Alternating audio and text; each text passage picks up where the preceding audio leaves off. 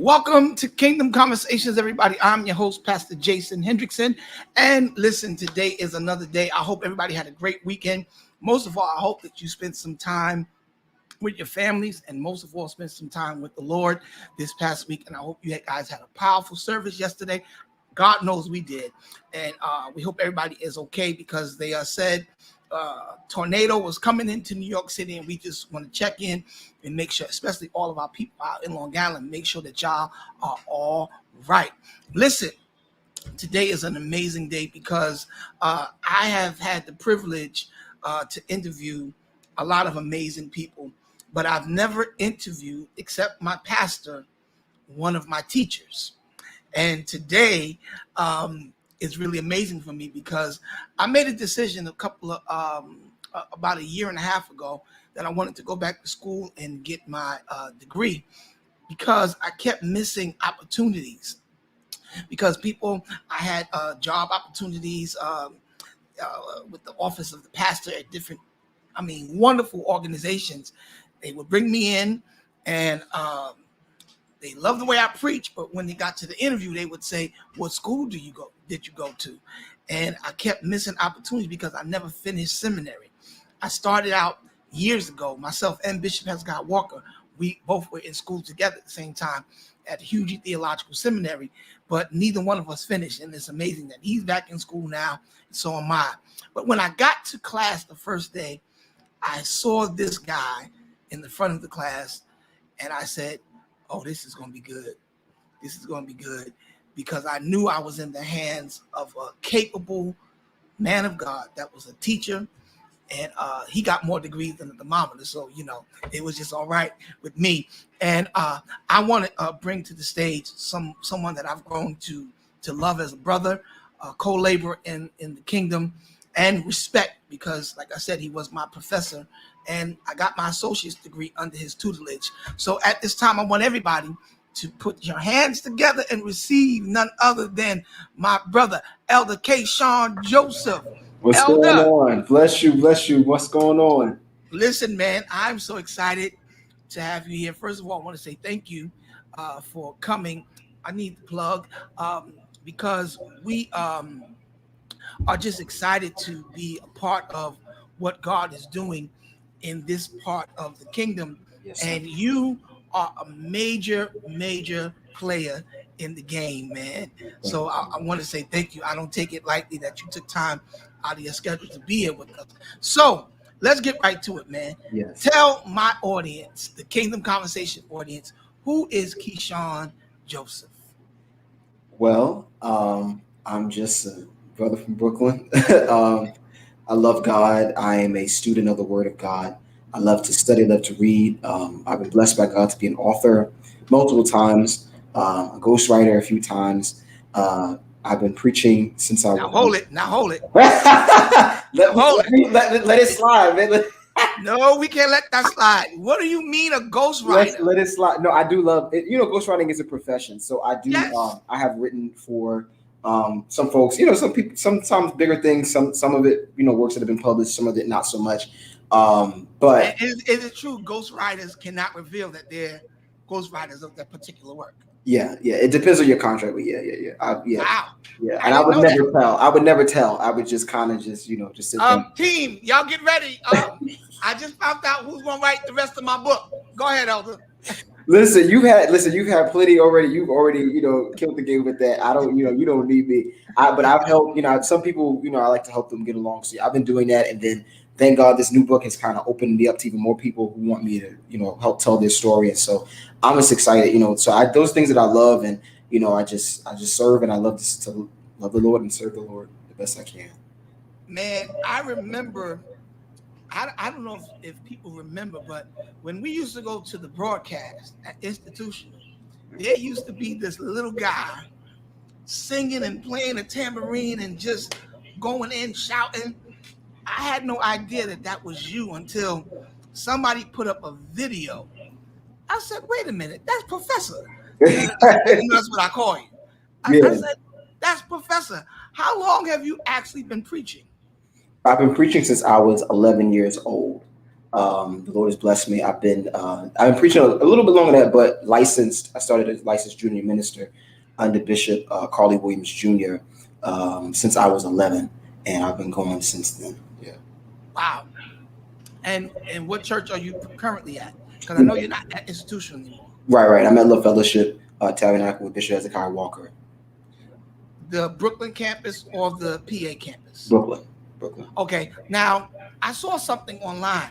Are you the campus pastor of a new work that Bishop is starting? Yes. Bishop is kicking off. He's planning to plant a new church in Times Square.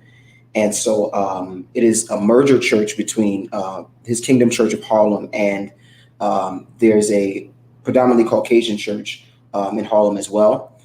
He and Pastor Frank Santori, they said to come together and merge the churches into one. And I think that's a beautiful idea. I'm here for any kind of merger. You got Yeah. a saying. You had a saying used to say that if Dunkin' Donuts and Baskin Robbins could do it, why can't the Lord's Church? And I agree. I totally agree with that. So they're coming together, and he asked me to help him with the work and to assist in that way. So I'm his assistant pastor for that campus in Times Square. How do you feel about that, man? That's major. It's For a lot. somebody of Bishop Walker's stature to say, "Hey, Joseph, I trust you," because Bishop, he don't fool up with just anybody. No, not at all. Not, not He at all. don't Not he at all. don't he don't fool up. He don't trust just anybody. So that speaks volumes of how Bishop Walker views you, man.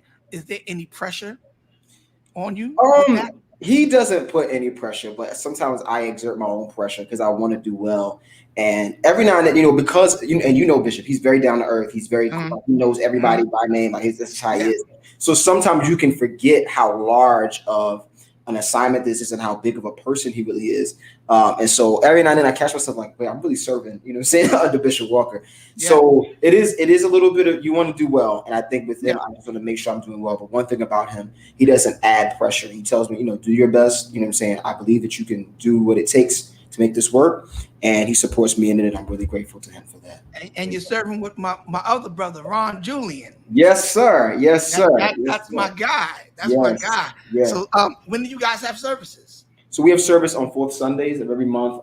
We had to postpone this Sundays because of the hurricane that's coming. But we have service as of right now, fourth Sundays, and then in the new year, hopefully we will plant and go full time. That's amazing, man. I want to say congratulations to you on your new book. Thank you so much. God of Our Fathers. Yes, sir. Now, this is a great subject for me, and this is one of the things that I've always admired about your ministry, and what I think a lot of guys, from my generation and your generation, not that I'm that much older than you, because I'm not. Okay. Be very careful. Yes, bro. Yes, bro. Yes, bro. Yes, brother. But one of the things that I notice is that you always take time to pay homage to the ones that have gone before you. And to me, I asked Pastor Bohannon the same question when he was on the show. Now I'll pose it to you. Why do you think there is such an issue between the generations? The Bible says something very interesting in Malachi, the last verse of Malachi. I believe it's the fourth chapter, the 16th verse, or maybe the sixth verse. But it says that God will turn the hearts of the fathers toward the sons and the sons toward the fathers, lest he strike the land with a curse.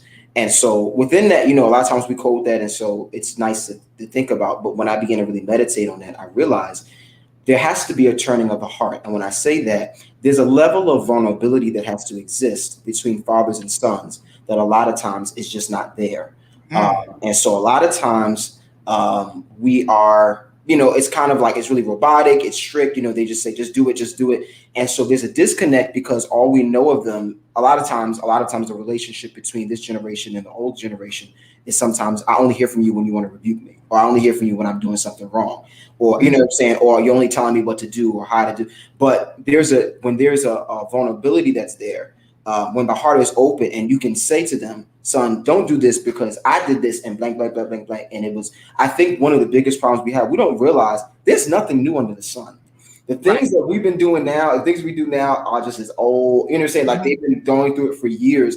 And so, but we don't realize there's nothing new under the sun because there's a lack of exchange, a lack of vulnerability, there's a lack of talking. And so I think that there needs to be a level of openness between the fathers and sons, and mothers and daughters, of course, as well, Right. if we want to see healing, if we want to see God do great things.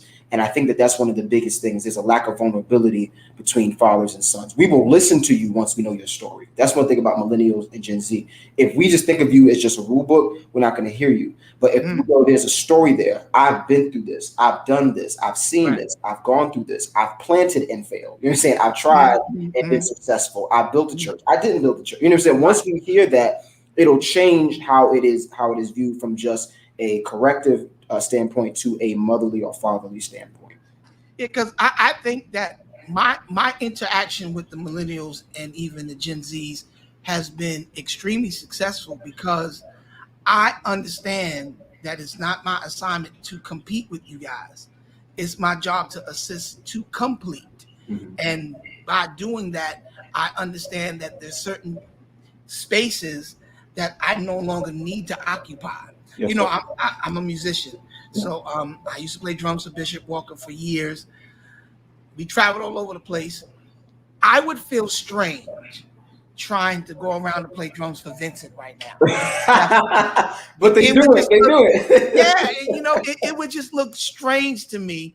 I would feel out of place, and not that because I'll say it. SOV is my favorite choir right now. Mhm. I love me They're some amazing. SOV. They're They amazing. are my favorite choir, but I would never, unless Pastor Vincent really needed me. If somebody didn't show up, I would fill in, but I would never try to go and compete with Daniel and say, Right. Daniel, get up, I'm back.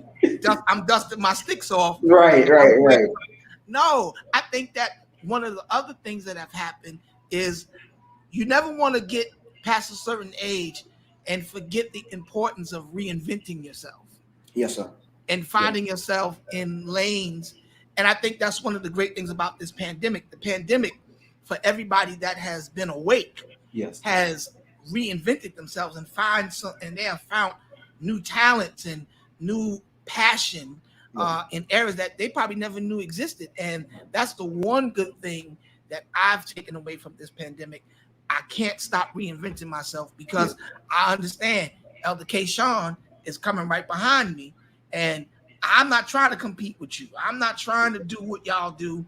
I'm trying to stay in this lane, and collectively we make the kingdom stronger. Because if I did what you did, how you do it, Right. how boring would the kingdom be, man? So I Exactly. think diversity and everybody understanding the pivotal role that they play is important. Now, this book, The God of Our Fathers, Yes. what made you pick the preachers that you wrote about? It kind of just came to me. I can't really say when God gives me something, He just throws it all on me at once. And I remember I'm a huge fan of Robert Slyden, his series called God's Generals, where he talks about Catherine Coleman, A. Allen, and all those, and Jack Coe and all of them. And so I would watch all the videos, read all the books, listen to all the interviews, and I would just be fascinated. And it wasn't until one day I realized, I was like, there's not really much about the black voices and black men of God and women of God that flowed in signs and wonders. And so I started. One of the main people that I've always been fascinated by was Apostle Skinner. I had seen some things of Me him. too. I learned of him on Facebook. So, Okay. I shout out Elder Gilbert White from Jersey. He posted a few things like a couple years ago, and I was like, "Who is this? I've never heard of this guy." And when I realized who he was and the amount of influence that he had on the body of Christ, I said, Yes. his story has to be told. And so I remember looking up and trying to find information, and it'd be just a little bit here, a little bit there. There's a book on him, which is really good, by James Blocker. But it wasn't like a lot of encyclopedia stuff, and it wasn't a lot of independent things. And so he stood out to me. And then Apostle Johnny Washington also was always somebody that fascinated me, that I would just watch the videos and just look and just be fascinated by his ministry. And then, of course, Prophet Mosley, we've known him, I've known him all my life. Everybody, I think, Yeah. especially in the Northeast, knows Prophet Mosley. Yeah. And so he used to come to my church as a kid. And even, we know him as the preacher and stuff, but even hearing how demonstrative he was, he still is, but especially how demonstrative he was back in the 80s and 90s and, 70s and 80s and 90s. I was just like, this story needs to be told, because a lot of times I realized that our generation, it's not so much that we disrespect the fathers like them. We just don't know their story. We don't know who Right. they are. We haven't Mhm. had those, like I said, the heart hasn't turned yet. So we Right. don't know anything about them. A lot of people don't know. I had so many people buying the book and reading the book that I never heard of Apostle Skinner or Apostle Washington. Really. Or, yeah, or you know what I'm saying, and so, or they knew of Prophet Moses just simply as Prophet Moses. You know what I'm saying, the one that you shout and he makes people shout. Right. But I'm like, Right. no, this is a real prophetic gift. He's a Yeah. forerunner, and Apostle Washington had the first mega church. You know what I'm saying? Like I'm like these Mhm. people, these are real serious people. So it kind of just pushed me to really go after that and really get that in writing. So now, how extensive was your research? Like, because Apostle Skinner's not here Right. anymore. Apostle Washington's not here. So how did you have to contact their families, or you just? It was very difficult for a few reasons, and I realize this is probably why people in the mainstream, like Dr. Lyden and them, don't really cover their history because you have to know people in order to get the information. So Mm, Apostle Skinner, thankfully, it was enough information around that I could kind of gather. Then, of course, I interviewed his publicist, Bishop Wayne Johnson. I interviewed Elder Gilbert White, and then there was so much information. I got some journals, I got some Deliverance Voice magazines, and I just read through those and gathered it. And that was kind of his story, kind of came together like that. Then I had, and there's also a lot of like encyclopedia stuff about Apostle Skinner as okay. well that I could kind of reference. Apostle Washington, the same thing. I kind of his church is not far from where I live now. I live in Queens, so his Mm, church is right on Merrick. And I went there, and I had a friend that goes there, Brother Samuel, and so he's actually the organist there, and he gave me some information, and so he gave me actually a book. Apostle Washington had an autobiography. A lot of people don't know because it didn't really he kind of self-published and it didn't really go too far, and now it's mm. out of print, so it's very hard Wow. to find. But he had an autobiography, and so I kind of sat and read that in one night. I sat and read it in one night and just read the whole autobiography. Speaking of Apostle Washington, the first time I went to that church, just the decor is Yeah, mind blowing. I'm like, this guy had such vision, and I remember being a little boy and getting on the J train with my mother. mhm. You could see, you could know everybody from the tabernacle because Yeah, they wore black and white every day. The women had those prayer doilies on, and yes, Bishop Watt, he kept them in sackcloth and ashes every day. And I'm talking about back in the 80s, he had 5,000 members strong. yes, 5,000, and I mean, just a powerful, powerful move of God. So that for me is what intrigued me about the book because I love reading about those guys that have done what I'm trying to do, yeah, and I think that's so important for us as young leaders that we reach back and get that information. So everybody that does not have this book yet, God of my fathers, come on, you yeah, have to get this book. I gotta order. I want to buy a couple of copies because I want to give some to the people in my church. I I want appreciate to that. plant that seed in them. Yeah, man. So I when we get appreciate off here, I'm gonna call you and you're gonna show me how to order it, it. Yes, and we're gonna do what we got to do. So now let's get to another phase of your incredible ministry. First of all, I'm blown away that you're doing so much at such a young age. thank you, sir. Thank you. Um, you are also a professor at a college Yes, sir. and a teacher by day. Yes, sir. How did you even get into being a professor at one of the greatest schools, Dominion The Theological name. Oh Seminary? yes. Yes. So it's kind of crazy because one thing I tell people all the time: never underestimate spiritual gifts. Never underestimate the Lord's church. I found out that I had an ability to teach in church. I didn't know. I'd never thought of myself as a teacher. I've never taught before. I always thought of myself, I'm a preacher. I'm a preacher. I'm gonna holler. Right. I'm gonna squall. I'm a preacher. And Right. people say I'm a teacher, I'm a preacher. I never wanted to be a teacher because at a time when I was growing up, and especially at my home church, everybody thought they were a teacher. So I was just like, I'm good. Like I don't enough. This is kind of boring. I'm good. Right. But the Lord kind of just put that in me, and so I ignored it. I didn't think much of it. I would just teach sometime and just whatever. And one day, Dr. Conyers reached out to me. I preached for him that Sunday. He called me around a Tuesday or Wednesday and was like, "Hey," he was like, "Would you ever consider teaching? Like, would you ever?" He was like, Pastor Mason, or Overseer Mason, has stepped down. That was originally his class. And Okay. so he started Freedom Church. And so he was going to step back kind of to focus on building ministry.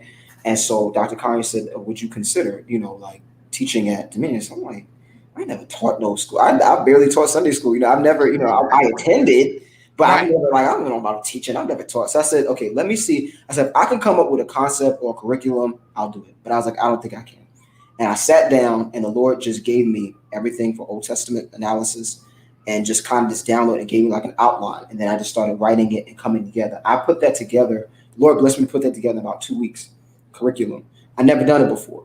And so when I did it, I was like, yo, I really like this. Like, I like teaching. I think I like creating homework. And it was because of Dr. Collier seeing that gift in me that I embraced that. And so then after that, I went and applied to become a teacher in the DOE. But I never considered that until I realized that was my spiritual gift. So the Lord is, I'm grateful to God that He's allowed me to have my spiritual gift also be my natural profession. And so that's kind of how that worked out. So I found out that I had the gift of teaching in church, and then it just translated into teaching DOE, teaching charter school. The Old Testament analysis, I got to tell you, that was probably my favorite course that I took. Thank you. That you taught. So let's go there real quick. Oh God. Okay. Let's see. I'm a little rusty. I've been on summer break, so okay. Good in Hebrew is what type of term? It refers to morality, right? God is good. It's a moral term. Yes, sir. The tabernacle was patterned after what God showed Moses where? Oof. On the mountain, I believe. He showed him the pattern for it was made after the heavenly tabernacle. So he gave it to him on the Mount, I believe Mount Sinai. Woo. This is good. Let me just add, y'all. Go ahead. Pastor Jason was class president, and he always got hundreds on his quizzes and his homeworks and stuff. To the point I used to be like, I have to watch you when we take our quizzes because this is too good. He was always top dog in the class. He knew it. Sometimes he would purposely like start trouble in class. I'm telling you, like he was something. He was great. It was phenomenal having him in class. But he was definitely one of the top students in the class. You inspired me, man, because like I said at the intro, I started going to school. I actually went to Hugie and CBI. Oh wow. Yeah.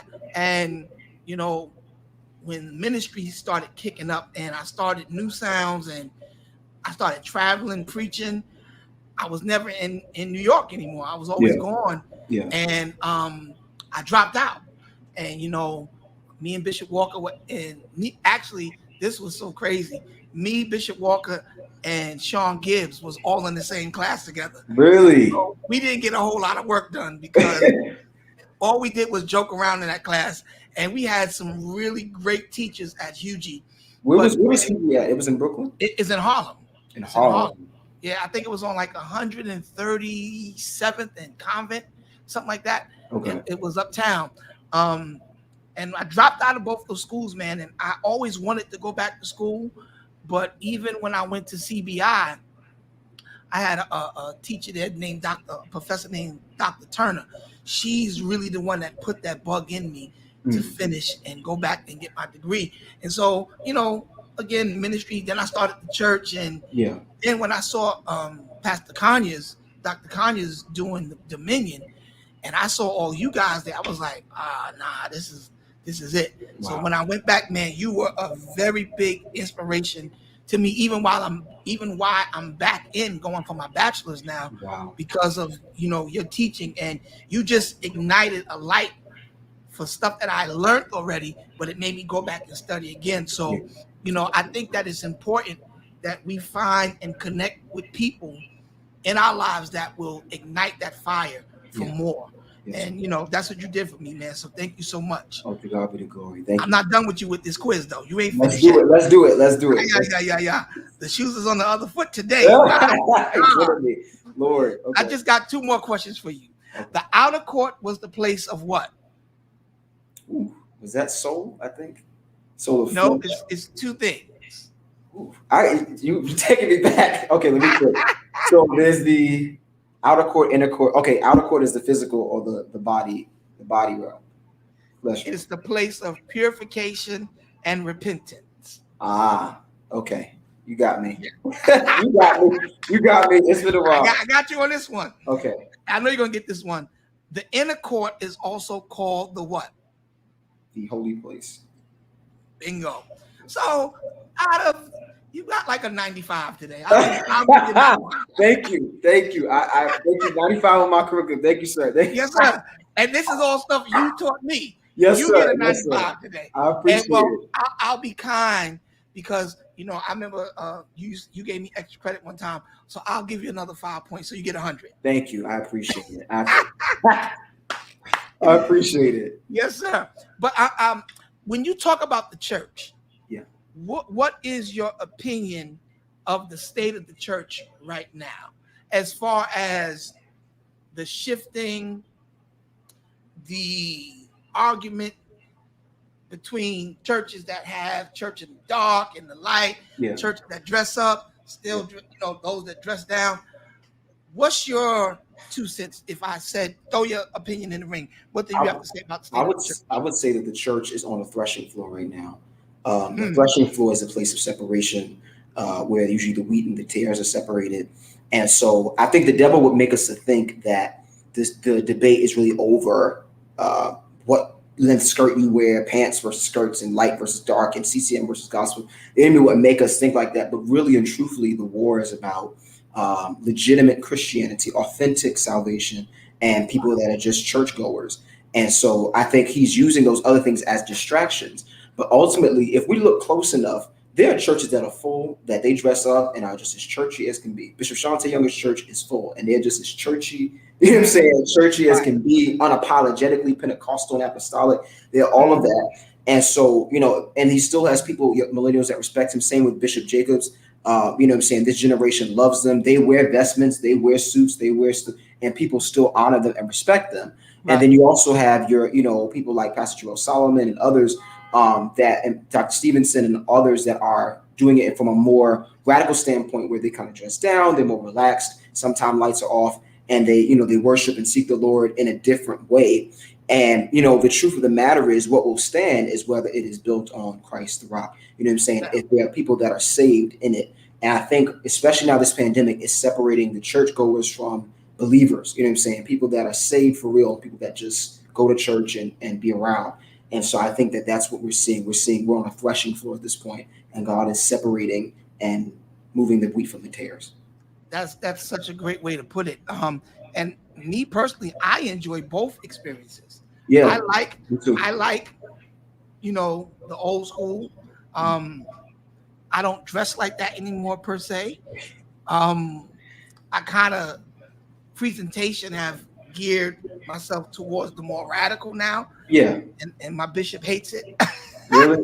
You fly. You got your own line. Like, come on. Yeah, man. I just try to do what I do because I know it's about the heart. Yes. But I do believe that we ought to pay reverence to the garbs and understand what they represent. And if people want to wear that, or if that's what they choose to do with their ministries, I don't think anything's wrong with that. And I also love the atmosphere of the lights low and the LED screens and all that. Yeah. I love all of it because I think it gets to show that Christ, God himself, is not a boring God. He's exciting. Yeah. And he's not in a box. You can feel him with a collar on and ripped up jeans. It doesn't matter. Yeah. And what remains potent to me is the transformative power of the message of the gospel that we preach. Yes. Whether it be in a robe or in some Jordans, it doesn't matter. As long as people's lives are being transformed. Yeah, I think if I had a place to sit in it, I would, and that's honestly why I clung so closely to them, because I would kind of be in the company of them, especially Apostle Skinner, Apostle Washington. They were never interested in, in a lot of the fanfare. Like for me, if I had to pick where I'd be in a suit. You know what I'm saying? No vestment, really? Just a suit. You know what I'm saying? We can have LED screens, cut the lights on because I can't see. But we could. I love CC, and the thing is, a lot of people know that when I was in college, I played for a white church. I played CCM music. I was a you mean played? I was a drummer. I was a drummer for a second. Hold it! Breaking news, everybody! Elder Kesean Joseph is a drummer. Yeah, I was a drummer at one point, and I How kind good of are you? I've never heard you play. was all right. I wasn't, I was in our black church. I'm a Were you better devotional than player. me? No, absolutely not. Oh, all right, all I'm right. just, I just I didn't play no album. I didn't win no Grammys and play no albums come yet. on here. But Come on no, here. I'm a Because I was going to devotional. challenge you to a shed. I'm a devotional player. I could carry you through devotional service. I'm gonna get you maybe the offering. That's it. But That's like it. in the CCM church, their drama is a lot different. It's more simple. Their music Yeah. period is more simple. So Yeah. I play. So it exposed me to all that music. So a lot of the songs that we know now, I've heard them, I learned them, and even Mhm. more. So I kind of, I'm kind of more in that what they would call the deliverance church, where it's like, Right. like the deliverance church, like Apostle Skinner, Apostle Washington, Bishop Moe, all those You people, want to lay hands on folk and have folk falling out, you know, rolling on the floor, yeah, and yeah, you yeah, got to yeah, get yeah. your sheets and throw it on them. That's what I You like want. all In a that. suit. Give me a suit. You know what I'm saying? Once in a while, I wear a black cassock. But give me a suit and some oil. You know what I'm saying? And a mic with a cord on it. I'm all right. You know what I'm saying? I can't. Let me tell you something, Elder. I don't know when the last time I had on a suit. Really? And it's shocking because all three of the churches that I attended, Bishop Lindsay, Yeah. Glorious Church of God in Christ, straight apostolic, Love Fellowship, Bishop Walker, Yeah. we had to have on a suit Yeah. every Sunday. The most I think Bishop let us get away with is in the summertime, we didn't have to wear a tie. But now he's changing a little bit too, because I seen him. He's evolved. Yeah. Yeah.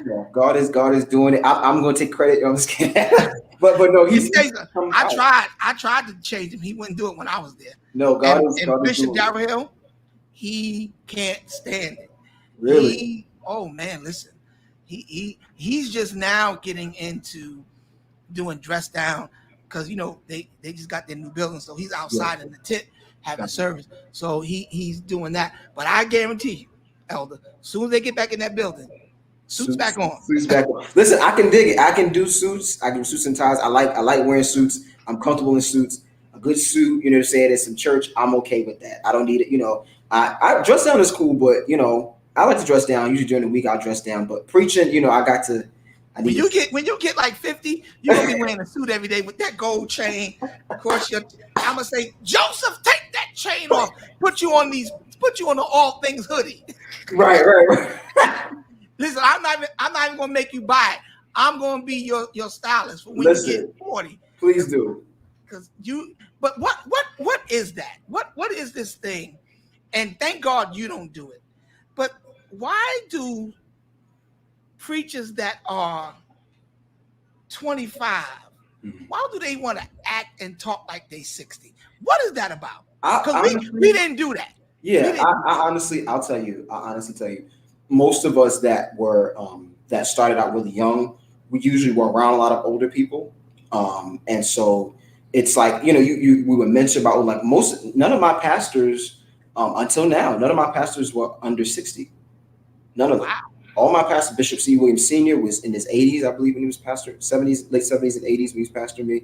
When he stepped down, Bishop Williams Jr. was in his 60s and 70s when he pastored me. Bishop White is now 82. You know what I'm saying? So all my pastors growing up were older. So a lot of us, you know what I'm saying, that are, we were mentored or trained or spent a lot of time around older folk in church. And so it kind of rubbed off on us. And I thank God I've been able to I made friends and, I had younger friends around me that kind of helped me like, you can relax. Like, it's okay. You know what I'm saying? And I think it'll wear off, depending on, and a lot of times I think also this is a big thing, not to be deep about it, but a lot of times young preachers are in isolation. A lot of times we're taught, don't hang around them, stay away from people your age. You know what I'm saying? They ain't no good. They're troubled.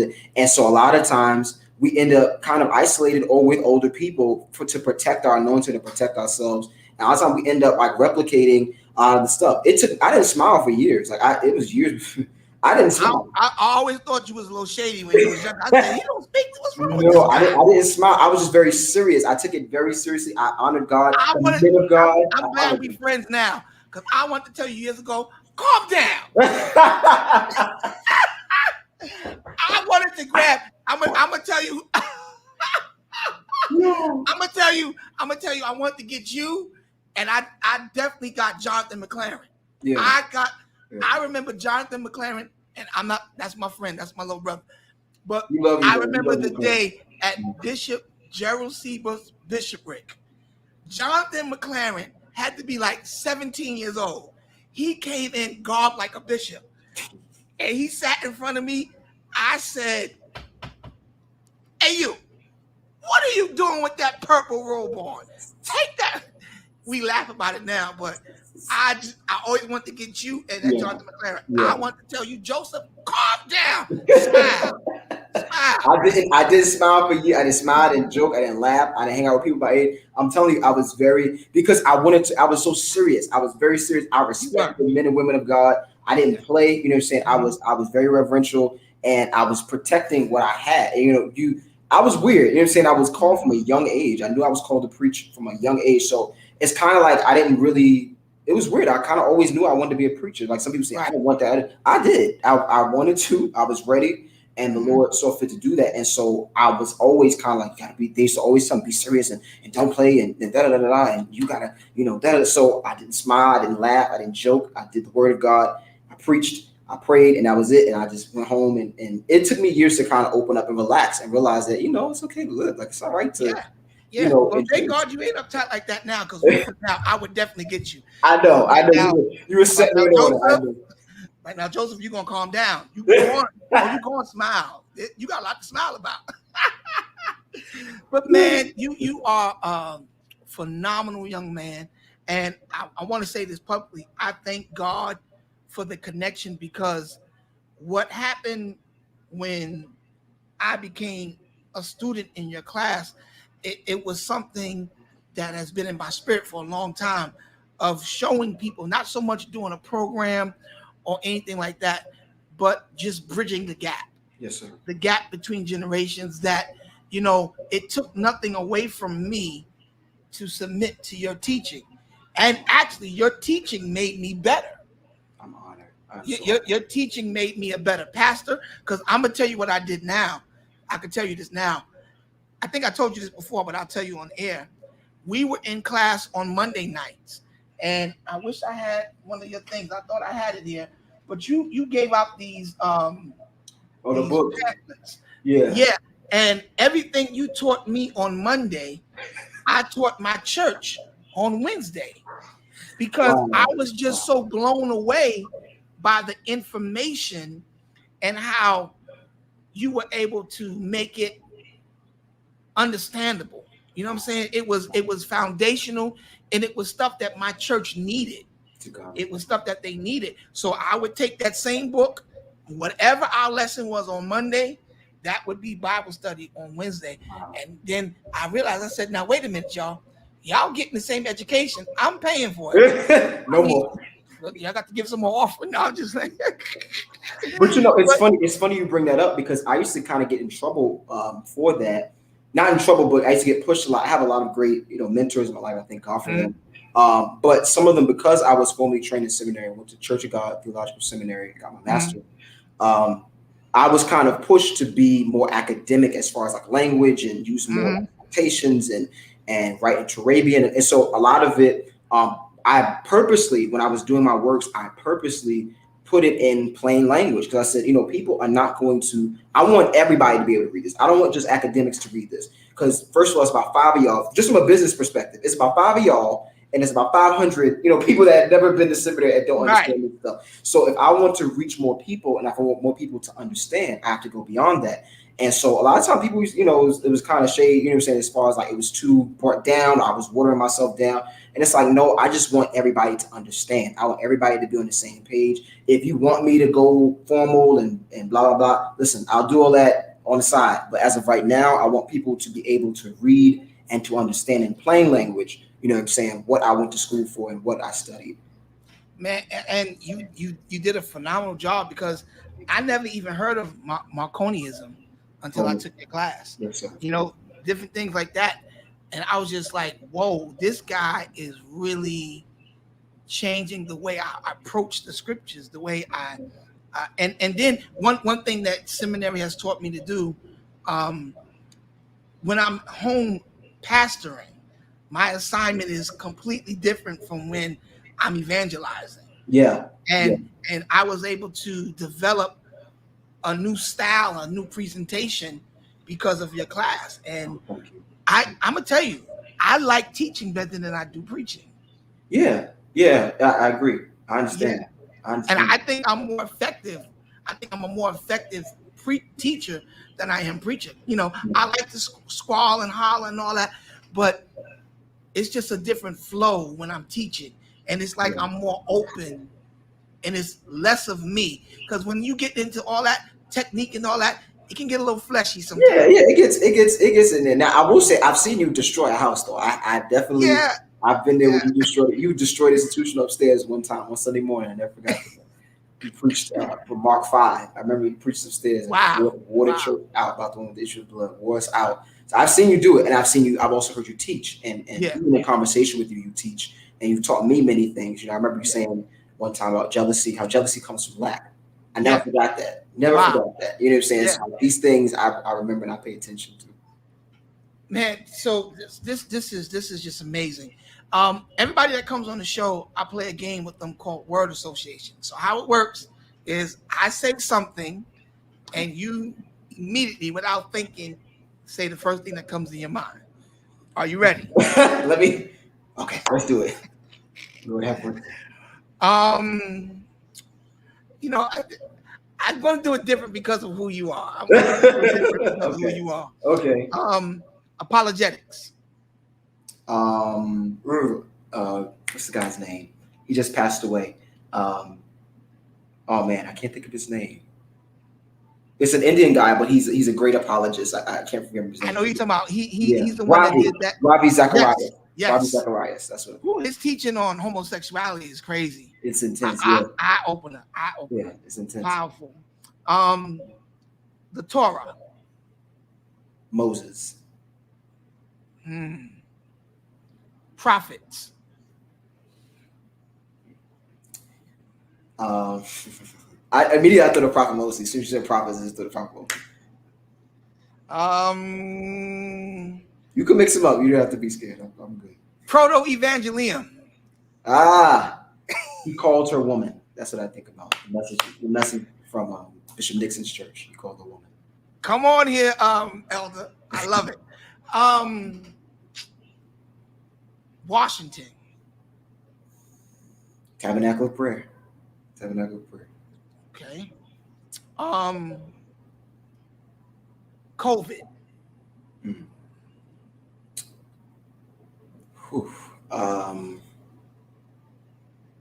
Anxiety. Wow. And the last one, execution. Demonstration. Power. Excellent. So he wasn't that bad, right? No, it wasn't bad. I like these kind of games. Good. The last thing I want to talk to you about, because I know you got to go, this pandemic. How have you been navigating through it? And what is one of the greatest takeaways from you thus far as a result of having to maintain work, new assignments, new book, and God knows what else you got going on? I didn't even ask you about that yet, because I know you got something else up your sleeve. Yeah. How has it been? You know. Yeah, how has it been for you maintaining all of this stuff? It's actually been surprising. I've been busier than the pandemic than before, and which is good, and it's also like, this is bad. And so I would say that I've kind of been trying to watch, be mindful of how much I take on and how much I balance out, because it can be a lot. Having someone, and then as a COVID-19 survivor, I contracted it back in April, and it was bad. You know what I'm saying? It was pretty bad. The timing was kind of crazy, and so it kind of made me reevaluate and be grateful to God for life, and also like balance. One thing I would say that is done for the church thus far, it has pushed us into the modern technology day. You know what I'm saying? The day of modern technology. It has pushed us out of the boat. And so now everybody, whereas before Facebook is a devil, I ain't streaming, people ain't gonna come, we ain't doing no telephone line, we ain't, ain't no cash app. Now it's like, oh, great. You just say that, like, I know church, I know pastors now, like I have more giving now than I had in person. It's changed it's just changed everything and pushed us into almost like a digital era in the Lord's church, where now you can be a member anywhere. You know what I'm saying? You can go anywhere, you can be a pro. So I think it's really forced the church to grow up and to mature and pushed us into another level. But also, I believe that this first wave has really prepared the church to be prepared for what's to come in the second wave. I think there's going to be a lot. And if we don't learn our lessons and prepare ourselves and learn to count our blessings, we would have wasted time. I think that the Lord is preparing us to serve the world and to serve people in what's to come, because there's, I'm sure that there's going to be more, and there's going to be more things that are going to come. And so I think it was done for us to prepare ourselves to minister and to help and to serve this present age. What's next for Elder Kesean? Well, right now, I'm just going to focus on promoting my book and getting it out there. If things go well, my book signing will be at a very, very huge venue. I'm really excited about it. It's like a huge, not necessarily in quantity, but huge in opportunity. And so I'm just hoping that I don't want to say it yet and then it don't happen. So I'm just waiting. You don't call it while it's in the air, right? You wait. That's right. That's right. But I'm really excited about that, my book signing, and then just kind of pushing the book and getting it out there and just spreading this word around. There may be more things, in the future to come, but I'm making myself pace myself and just take it one thing at a time, because you understand, you're a jack of all trades. You can do anything, at one time. So I'm kind of making myself pace. So right now, I think that's important. Timing is so crucial, because when you're creative, you have all of this stuff that comes to your mind, and you want to let it out. You want to, release it, but timing is very important. But I'm extremely proud of you, bro. Thank you. And I'm honored to be in your space and your life. And thank you for the impartation that you made into my ministry and my church. That's one of the main reasons why I want to buy a couple of books from you, because you really helped change the face of restoration. And we're a better church because of, what you did. The time that I sat in your class, man, it was life-changing for me. So thank you, man. So if people want to buy the book, how can they get the book?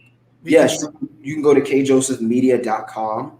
That's kjosephmedia.com, and go to the shop. I'm also going to have the link posted in the comment section of this video. So if you want to, you can order it there, and I'll ship it right out to you and get it to you from there. But it's available at kjosephmedia.com. I haven't put it on Amazon and Barnes & Noble yet, but I will, it'll be a while before I do. Tell them how much the book costs, Elder. How much is the book? The book is $26.99. $26.99. All right, so we're going to buy a couple of copies. kjosephmedia.com. Man, Elder, you are, again, in my opinion, one of the finest people of your generation and in the kingdom at large. So I appreciate you, man. And know that when the book signing comes, please let us know. Yes. I want to help you promote it. I want to blast it here on Kingdom Conversations, and just let our audience and whatever influence God has given me, I want to give that to you to help promote what you're doing, because I believe in you. And I think that's what the kingdom needs to start seeing more of, the intergenerational pushing of one another, because unlike what a lot of people think, we all ain't at war with each other. Right. A lot of us really do get along. A lot of us really do support each other. A lot of us are cool and friends and brothers with one another. So I think that's what the people need to see more of, because we hear and see so much. I didn't even post it yet, but I get so bothered when I see pastors, especially male pastors, always fussing. Yeah. Always on Facebook fussing and yelling at people. I'm like, you need to get a hobby. Just angry all the time. Yeah. Yeah, like go get a PlayStation or something. Jesus Christ. Because if we, and I tell people this all the time, the number one reason for atheism in the world is division in the kingdom. I agree. That's the number one reason, because why should they believe in a God that we're presenting to be divided? Right. It doesn't make sense, and God has never been a God of division. He's always been a God of multiplication. So, and addition. So we have to, put this type of stuff on the forefront, where people see that some of us actually do like each other. Some of us are not jealous of each other. We really are not intimidated when we see God blessing you. All of us don't have the Willie Lynch mentality. Right. You know what I mean? Right. It's just something that I think is very needed. So thank you, man. And again, go to kjosephmedia.com. God of our fathers. Now, the three preachers that you wrote about are who again? Apostle Arturo Skinner, Apostle Johnny Washington, and Dr. Brian Mosley.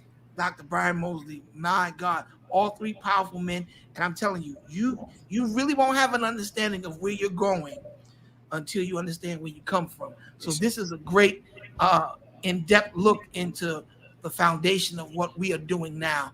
Because like you said, there's nothing new under the sun. So Elder Man, may the blessings of the Lord be upon you and everything that you do, man. I pray that your book goes worldwide. I pray that it becomes a New York Times bestseller. thank you. I pray that you touch people outside of the church with this, because you have a voice that I know needs to be heard. So once again, everybody, let's thank God for the ministry and the life of my brother, Elder Kesean Joseph, man. Thank you, Elder. I love you, man. Love you too. God bless Thank you. you for coming to Kingdom Conversation. We'll talk soon. Yes, thank you. All right, Elder. Listen, that was Elder Kesean Joseph, one of the most dynamic young men of God in the kingdom. I want you to go get his book. I want you to support anything you see him doing. I'm telling you, he's top-notch quality, 5-star. And y'all know I don't give that rating to just anybody. I don't play the politics of church. I don't do all that stuff. If I say it, it's because it's the truth. He's the real deal. And I'm telling you, he won't just impress you, but he will impact you. I think he needs to make me his publicist. I could talk about Kesean Joseph all day long. But remember, guys, this has been Kingdom Conversation, and nobody can stop you from being who God called you to be but you. I commission all of you. I challenge all of you to go and be great. And remember, I'm praying for you. And above all things still work together for your good. I love y'all. Be blessed in Jesus.